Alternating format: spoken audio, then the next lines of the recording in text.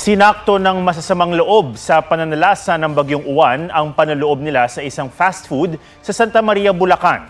Sa bayan naman ng Marilao, pulis ang nanloob sa loob ng isang convenience store. May report si Marisol Abduraman. Habang nararamdaman ng Bagyong Uwan nitong linggo, sinamantala ng ilang kawatan na pasukin ng isang fast food sa Santa Maria, Bulacan. Hulikam ang pagpasok ng lalaking naka-hood at face mask sa isang silid. Maya-maya pa, may hila na siyang vote. Nakaabang sa labas ang tatlo niyang kasabwat. Natuntun sa hot pursuit operation ang hideout ng grupo sa Caloocan. Timbog ang 2 sa 4 na suspect. Na-recover ang kanilang getaway vehicle. Pati ang itinapong vault sa NLEX pero wala na ang laman nitong 300,000 pesos. Wala na po siya ng pangangailangan sa amin. Pangangailangan po siya. Nagpanggap na may bibilhin ang lalaki na kapulang hoodie nang pumasok sa isang convenience store sa Santa Rosa 1 sa Marilao, Bulacan pasado alas 7 kagabi. Pero diretso siyang pumasok sa counter at nagdeklara ng hold up. Mula sa counter, naglakad siya kasama ang kahera papunta sa kwarto kung nasaan ang vault. Nilimas niya ang pera at tumakas. Agad nakatawag ang mga staff ng convenience store sa pulis na nagsagawa ng follow-up operation. Tinry na pahintuin siya ng ating mga kapulisan na pinapahinto siya pero hindi siya huminto and bagkos siya ay pinaputokan yung mobile natin which prompted our personnel to return fire. Tinamaan ang suspect. Dinala siya sa ospital pero idinaklarang dead on arrival. Na-recover ng mga pulis ang 20,000 pesos na ninakaw niya sa convenience store. Dito na-discovering ang suspect isa ring pulis. Ako mismo parang nanlumo rin ako nung nalaman ko na yung suspect pala natin hindi lang aktibong pulis, opisyal pa ng pulis. Nakakalungkot dahil nagbarilan, ang kabarilan mo kapwa pulis mo pala. Isa siyang police captain na chief ng investigation ng Caloocan Police sa North Caloocan. Nakuha sa kanyang police ID at service firearm na ginamit niya sa pang-hold up at sa pakikipagbarilan sa mga kapwa-pulis. Marisol Abduraman, nagbabalita para sa GMA Integrated News.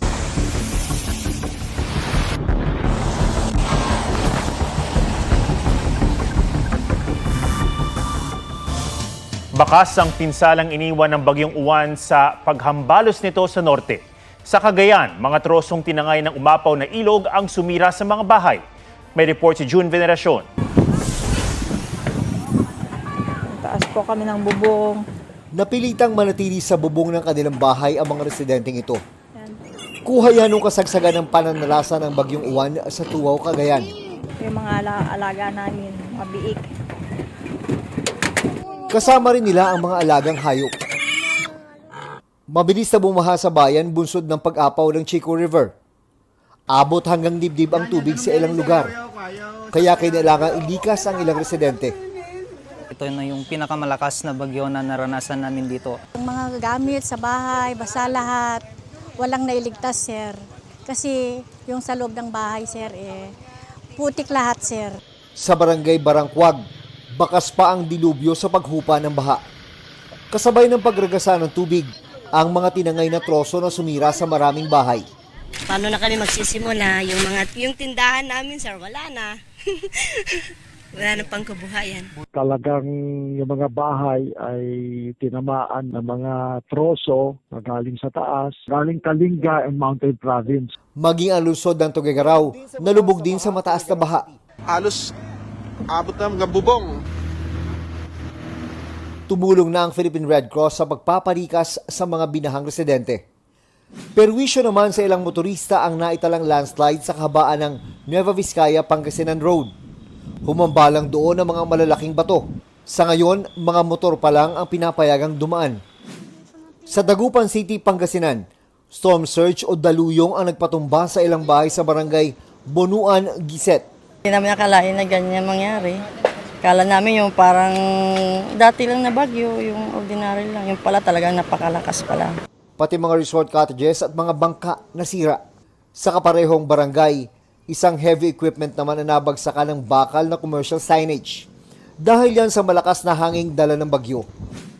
Kahit sa bayan ng Kalasyaw, kabi-kabila ang mga nawasak. Tuklap ang mga bubong ng mga bahay dahil sa malakas na hangin. Sana po matulungan po kami kasi wala po kaming sapat na pampaayos. June Veneracion nagbabalita para sa GMA Integrated News. Inaalala ng ilang nasalanta sa probinsya ng Aurora kung paano magpapasko, lalo tila pinatay ng bagyo ang kanilang kabuhayan. May live report si Ian Cruz. Ian? Atom, narating nga natin ng Northern Aurora na magbukas ang nasirang daan at doon nga ay tumambad sa atin ang malawak na pinsala na dala ng bagyong uwan.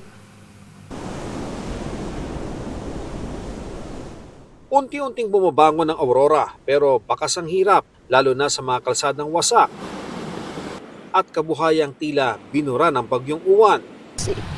Siyempre po, first time po namin magpapasko po na wala pong bahay.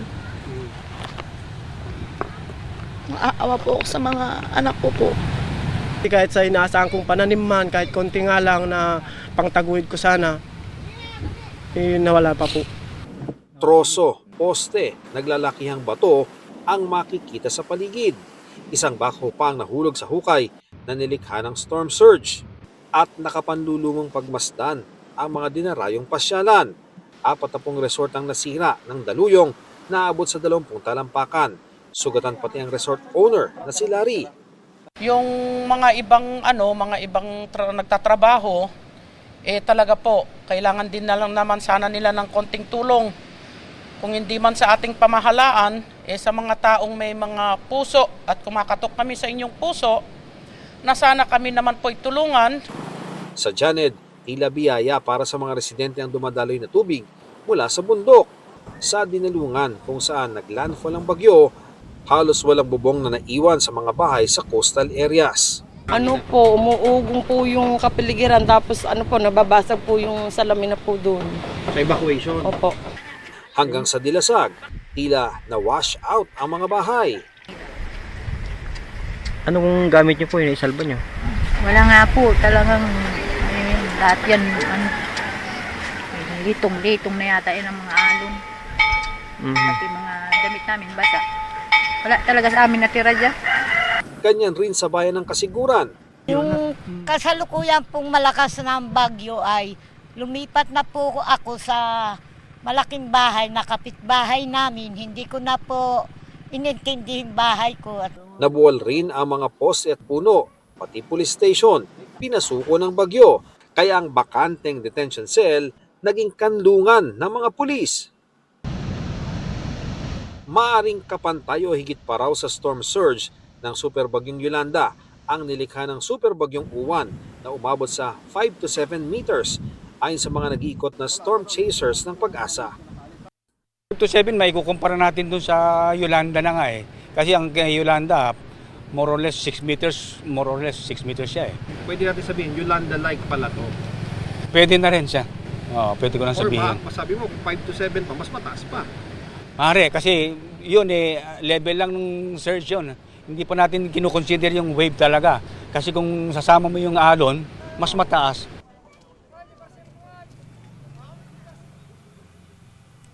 Atom, karagdagang tulong nga ang hinihintay ng ating mga kababayan dito na nawalan ng bahay at nawalan din ng kabuhayan sa pananalasa nga ng bagyong Uwan. Yan ang latest mula rito sa Aurora. Balik sa iyo, Atom. Maraming salamat, Ian Cruz. Nasa intensive care unit si dating senador at ngayon Chief Presidential Legal Counsel Juan Ponce Enrile dahil sa pneumonia. May report si Marie Zumali.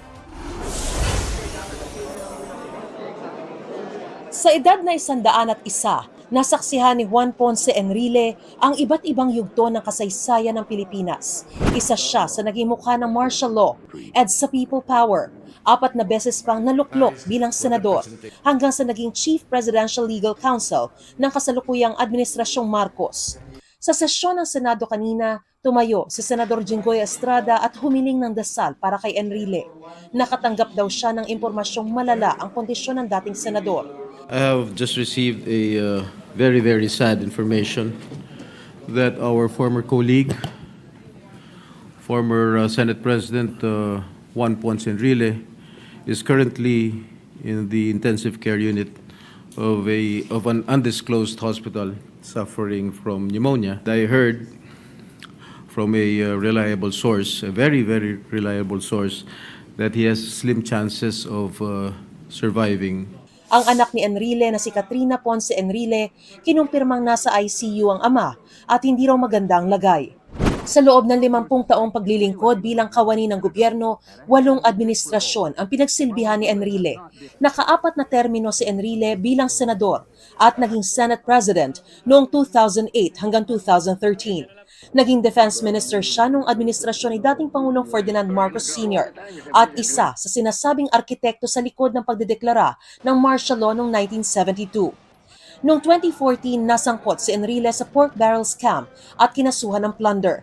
Pinayagan siyang makapagpiyansa noong 2015 dahil sa lagay ng kalusugan.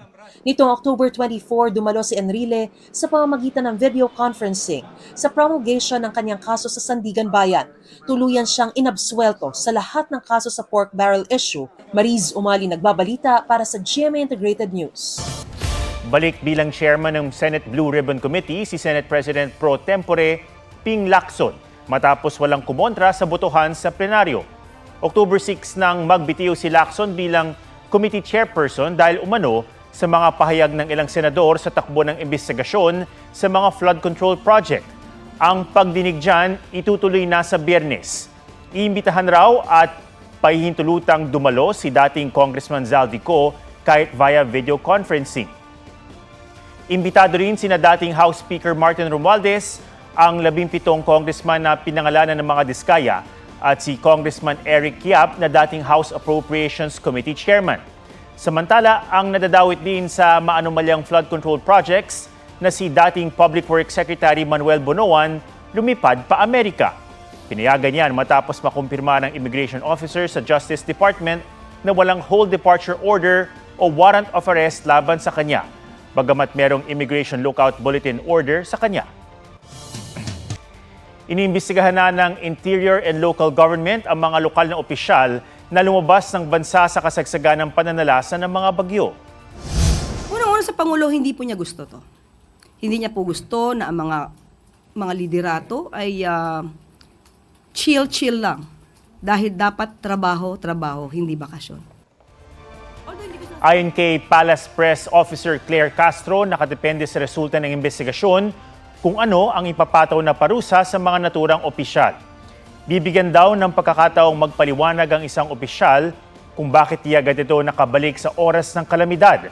Sa Northern Cebu, isang kongresista at 7 alkalde ang sinampahan ng kaso sa ombudsman dahil sa pagbiyahe nila sa Europa sa kabila ng nagbabadya noong Bagyong Tino. Sa isang pahayag, sabi ni Cebu 5th District Representative Duke Frasco, otorisado ang kanyang biyahe sa London bilang bahagi ng delegation sa World Travel Market. Wala pang pahayag ang iba pa. Pero ayon kay Frasco, aprobado ng Cebu Governor ang Travel Authority ng iba pang opisyal. Sabi naman ni Cebu Governor Pamela Baricuatro, may travel permit nga ang mga mayor bilang bahagi ng SOP, pero nasa kanila naman kung itutuloy ang pagbiyahe o hindi dahil sila raw ang may pananagutan sa taong bayan. Si Isabela Governor Rodolfo Rodito Albano III na nasa Germany nang manalasa ang bagyong Uwan, nilinaw na opisyal ang kanyang lakad. Wala raw siya roon para mag-relax. Nagpaalam daw siya ilang linggo bago pa man manalasa ang bagyong Uwan. Giit niya, napaghanda nila ang bagyo bago siya umalis.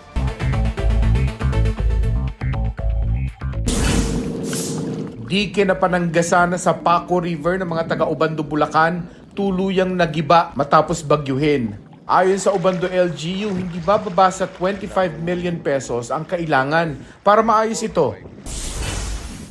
Supply ng kuryente sa mga lugar na nasalanta ng bagyong Uwan, posibleng abutin ng 1 buwan bago maibalik. Ayon sa Department of Energy, mahigit 3 milyong pamilya pa ang walang kuryente sa ngayon. Iba't ibang paraan na raw ang kinukonsidera nila para mapabilis ang pagkukumpuni sa mga napinsala. Singil lang Meralco ngayong buwan, tumaas ng 15 centavos kada kilowatt hour. Katumbas yan ng 30 pesos na dagdag sa bill para sa mga kumukonsumo ng 200 kilowatt hours kada buwan. At 76 pesos sa mga kumukonsumo ng 500 kilowatt hours. Mark Salazar, nagbabalita para sa GMA Integrated News. Tiniyak ni Vice President Sara Duterte na tututukan ang pagbibigay ng tulong sa mga nasalanta ng Bagyong Tino sa Negros Occidental. Sinabi yan ng bise sa pagbisita niya sa Himamaylan City na problemado ngayon sa supply ng malinis na inuming tubig at kuryente. Anya, inilapitan nila ito sa isang water service provider at power company. Bumisita rin ng bise sa ilan pang lugar sa Cebu at Bacolod City para magpaabot ng tulong sa mga nasalanta ng bagyo.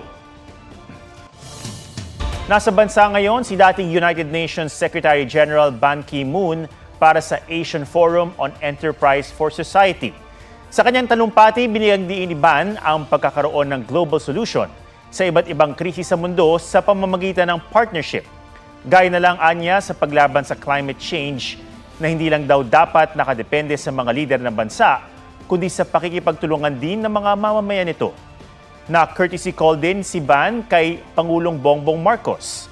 Pinuri niya ang advokasya nito para sa climate resiliency at sustainability. Umaasa raw siya na mabilis na makakabangon ang ating bansa sa sunod-sunod na bagyo. Dennis Trillo at iba pang cast ng Sanggang Dikit FR nag-ala Backstreet Boys. Ang ganap ng Backstreet Children, aabangan sa serye. Fresh from her mental health break in Japan, si Shuvi Etrata. Agad siyang rumampa sa isang fashion event with Janina Chan, Rere Madrid, and Ashley Ortega.